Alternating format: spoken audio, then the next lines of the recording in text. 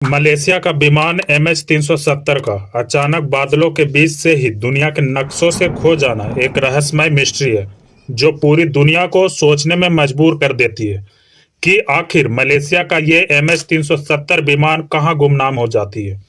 और इस रहस्यमय तरीके से गुमनाम MH370 विमान के बारे में बहुत से लोगों ने अपने अपने तरीकों से बहुत से थियोरियां भी दी। MH370 उड़ान का रहस्य कई दावे और कॉन्स्पिरेसी थ्योरी से घिरा है, लेकिन फिर भी लंबे समय से शोध के बावजूद भी इस MH370 विमान का पता नहीं लगाया जा सका। लेकिन आए दिन ऑस्ट्रेलिया के एक शोधकर्ता ने मलेशियाई एयरलाइंस MH370 का रहस्यमय तरीके से गायब हुए इस जहाज के स्थिति का पता लगाने का दावा करता है। और इस दावेकर्ता का नाम है विंसेंट लिन, जो तस्मानिया यूनिवर्सिटी का एक सहायक शोधकर्ता है। और इस शोधकर्ता विंसेंट लिन का कहना है कि MH370 विमान दक्षिण पूर्वी हिंद महासागर के 20,000 फीट गहरे समुद्री पठार ब्रोकन रिज में समा गया है। आपको बता दूं कि मलेशिया एयरलाइंस की MH370 विमान 2014 में रात 12:31 पर कुआलालंपुर से बीजिंग के लिए उड़ान भरती है, जिसमें लगभग 239 यात्री सवार थे अपने अपने गंतव्य तक पहुंचने के लिए। लेकिन जब ये MH370 हवाई जहाज उड़ते हुए वियतनाम के हवाई क्षेत्र को पार करती है, तो उसके तुरंत बाद MH370 हवाई जहाज का दुनिया से कनेक्शन टूट जाता है। और इस उड़ान के बाद उड़ते उड़ते एक खबर आती है कि शायद MH370 नाम का यह हवाई विमान दक्षिण हिंद महासागर में समा गया होगा। पर यह सिर्फ बातें थी, क्योंकि इसका कोई साक्ष्य नहीं था। मैं आप सभी को बता दूं कि ये जो घटना थी MH370 हवाई विमान के अपने एग्जिट पॉइंट से उड़ान के करीब 40 मिनट बाद होती है। यही वो 40 मिनट के बाद यह विमान अपना कनेक्शन खो देता है और आज तक ये पता नहीं लगता है कि आखिर ये MH370 कहाँ गुम हो गई। पर इतना तो तय है कि ये कहीं न कहीं समुद्र में ही समा गई होगी, क्योंकि अगर यह धरातल पर कहीं भी गिरती तो इसके अवशेष जरूर मिल जाते। पर सवाल यह है कि यह समुद्र के कितने गहराई में जाकर गिर गई है कि कोई भी अवशेष अभी तक नहीं मिल पाया है। चलिए आपको बता दूं कि इस MH370 विमान का कैप्टन जहरी अहमद शाह था। उड़ान के दौरान जब विमान वियतनाम क्षेत्र में पहुंचा तो कैप्टन ने कहा, शुभ रात्रि मलेशियाई 370। यह दो शब्द कहने के तुरंत बाद विमान का ट्रांसपोंडर बंद हो गया या फिर बंद कर दिया गया, दोनों में से कुछ भी हो सकता है। लेकिन अगर विमान का ट्रांसपोंडर बंद किया गया होगा तो बंद करने वाले को भली भांति ये मालूम होगा कि ट्रांसपोंडर के बंद करने के बाद यह रडार से विलुप्त हो जाएगा और ये विमान के लिए दुर्घटना का कारण भी बन सकता है और ये आत्महत्या करने जैसा होगा। लेकिन सोचने वाली बात यह है कि पायलट ऐसा क्यों करेगा। पर बीतते समय के साथ एक रिपोर्ट सामने आती है जिसमें कैप्टन जहरी अहमद शाह के दोस्त का बयान था वहां के ब्रिटिश न्यूज़पेपर द सन में कि पायलट शाह लंबा समय खाली कमरे में बिताया था क्योंकि उसकी पत्नी उसे छोड़कर चली गई थी पायलट की एयर होस्टेस से अफेयर की वजह से, और वो सब कारण था जिसके वजह से डिप्रेशन में रहता था। और इस तरह का बयान उसके दोस्तों का था, लेकिन असल में हुआ क्या ये किसी को नहीं मालूम। सब अपना अपना सिर्फ पक्ष रख रहे थे।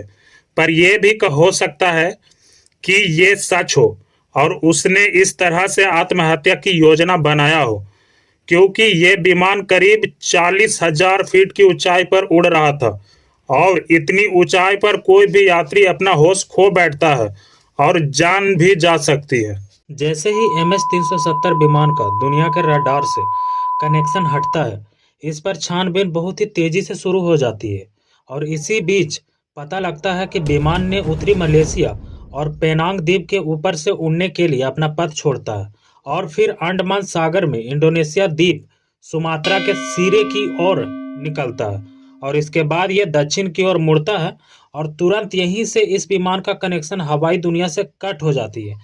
कार्डिफ विश्वविद्यालय के शोधकर्ताओं के मुताबिक जब विमान अपनी यात्रा के अंतिम चरण में था तब वह दक्षिण हिंद महासागर में था। उन शोधकर्ताओं को लगता है कि उन्हें पानी के नीचे माइक्रोफोन या हाइड्रोफोन से एक संकेत मिला है, लेकिन अगर यह सच होता तो यह इतिहास का सबसे बड़ा खोज होगा। लेकिन दूसरी ओर ऑस्ट्रेलिया के शोधकर्ताओं का मानना है कि ऐसे किसी भी प्रकार का कोई संकेत नहीं मिला है। ऐसे में पूरी तरह से विश्वास करना उचित नहीं होगा।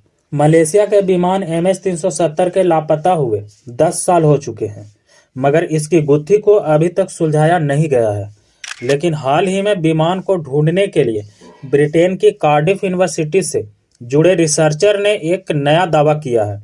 दरअसल उन्होंने लापता हुए विमान MH370 का पता लगाने के लिए कि विमान आखिर कहां गया होगा के लिए एक प्लान बनाया है। दरअसल उनका कहना यह है कि विमान MH370 का लास्ट लोकेशन जहां था वहां पर किसी और विमान का ब्लास्ट कराया जाए और देखा जाए कि ये कहां पर जाकर गिरती है।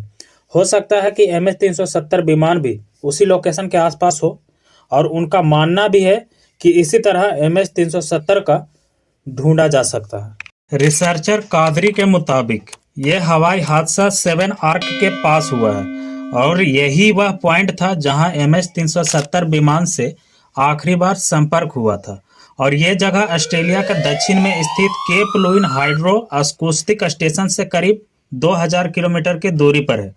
और रिसर्चर कादरी का मानना है कि अगर एग्जैक्ट इसी पॉइंट पर एक विस्फोट कराया जाए तो इसके आधार पर मिली सूचनाओं के जरिए MH370 विमान का असली लोकेशन का पता लगाया जा सकता है, क्योंकि मलेशिया एयरलाइंस का लापता विमान MH370 पिछले 10 साल से रहस्य बना हुआ है।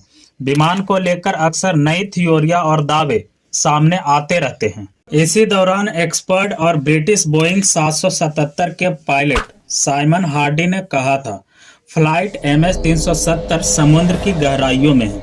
उनका मानना है कि कैप्टन जहरी अहमद शाह ने प्लेन को क्रैश करने की प्लानिंग पहले से कर चुके थे। ऐसा बयान उन्होंने इसलिए दिया क्योंकि फ्लाइट के प्री डिपार्चर डॉक्यूमेंट से यह साबित होता है। और वहीं दूसरी ओर अमेरिका के टेक्सास राज्य की एक कंपनी ओशन इन्फिनिटी ने भी दावा किया था कि उनके पास MH370 विमान की क्रैश लोकेशन है। कंपनी ने मलेशियाई सरकार के सामने हिंद महासागर में नए सिरे से खोज शुरू करने का प्रस्ताव भी रखा था। इस विमान की तलाश में 26 देशों के 18 शिप, 19 एयरक्राफ्ट और 6 हेलीकॉप्टर लगे हुए थे। इस दरमियान महीनों तक सर्च ऑपरेशन चलाए गए, फिर भी MH370 विमान का पता नहीं लगाया जा सका और अंत में इस अभियान को आधिकारिक तौर पर 2017 में बंद कर दिया गया। अगर हम सब दूसरे नजरिए से देखें तो MH370 विमान का रास्ता सीधा था, तो हो सकता है कि पायलट जहरी अहमद शाह ने उसे ऑटो पायलट मोड पर रखा हो और इसी दौरान यह भी दावा किया गया था कि विमान का संपर्क खुद नहीं टूटा था बल्कि किसी ने तोड़ा था। फ्लाइट संख्या MH370 ने रात 12:41 पर कुआलालंपुर से उड़ान भरी थी। ठीक 38 मिनट बाद विमान का ट्रांसपोंडर ऑफ हो गया, जो होना नहीं चाहिए था, क्योंकि ATC ट्रांसपोंडर के जरिए विमान और उसके रूट को जमीन से कंट्रोल करती है। लेकिन जिस किसी ने भी ट्रांसपोंडर को बंद किया होगा उसे भली भांति मालूम होगा कि इसका परिणाम आत्महत्या करने जैसा होगा, क्योंकि ट्रांसपोंडर के बंद होते ही विमान रडार से गायब हो जाता है। 10 साल पहले 8 मार्च की वो तारीख थी जब 239 लोगों को ले जा रहा मलेशिया एयरलाइंस का विमान MH370 अचानक दुनिया के नक्शे से गायब हो जाता है। और तब से लेकर आज तक कई किताबें लिखी गई है और बहुत से डॉक्यूमेंट बनाई गई है, पर फिर भी अभी तक विमान में सवार लोगों के परिजनों और बाकी दुनिया के सामने एक सवाल बना हुआ है कि उस दिन आखिर हुआ क्या था। 10 सालों से ये आधुनिक दुनिया के सबसे बड़े रहस्यों में से एक बना हुआ है। यह एक ऐसा प्लेन क्रैश था जिसमें प्लेन का ही अता पता नहीं चला, और एक ऐसी आपदा जिसके बारे में आज तक नहीं जाना जा सका कि इसमें सवार लोगों का क्या हुआ। एक ऐसी कहानी जो शुरू तो हुआ लेकिन इसके अंत का पता नहीं चला, और एक ऐसी आपदा जिसके बारे में आज तक नहीं जाना जा सका कि इसमें सवार लोगों का क्या हुआ। आसमान निगल गया या पाताल खा गई।